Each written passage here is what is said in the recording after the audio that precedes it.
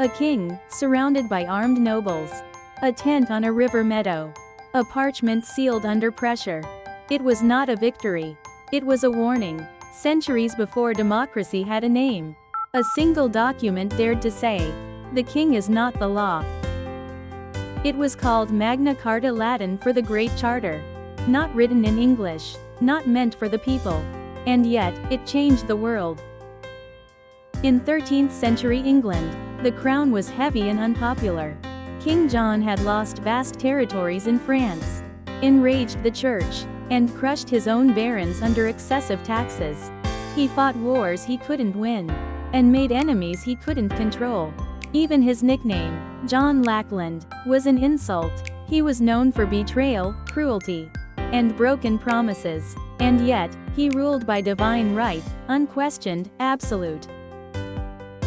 Enough was enough. The barons, powerful landowners and warlords, had grown tired of King John's tyranny.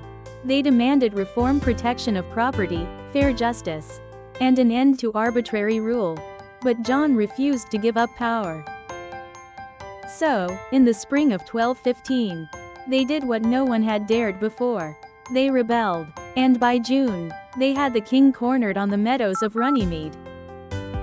Under the weight of steel and threat of civil war, King John yielded. On June 15, 1215, he sealed a parchment containing 63 clauses.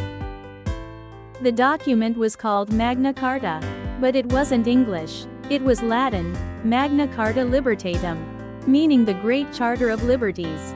Latin was the language of law, the church, and royal power.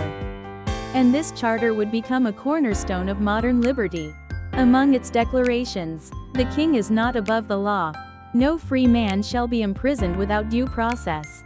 The church shall be free from royal interference. Taxes must be approved, not imposed. These were revolutionary ideas, centuries ahead of their time. But King John had no intention of keeping his word. As soon as he left Runnymede, he wrote to the Pope, claiming he signed under duress. The Pope agreed, declaring Magna Carta null and void. Outraged, the barons launched a full-blown civil war. John would not live to see its end.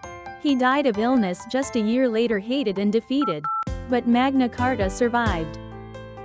Over the centuries, Magna Carta would be reissued, modified, and reinterpreted. Its spirit would shape the English Parliament, the Glorious Revolution, and the founding of the United States. The phrase "no one is above the law" echoed from Runnymede to the world stage. Even today, just 4 original copies remain, priceless symbols of liberty. Presidents, prime ministers, and protesters alike invoke its power. It began as a desperate agreement, forged under threat, but it became an idea stronger than any crown. Magna Carta reminds us, power must answer to principle, kings to laws, and laws to the people.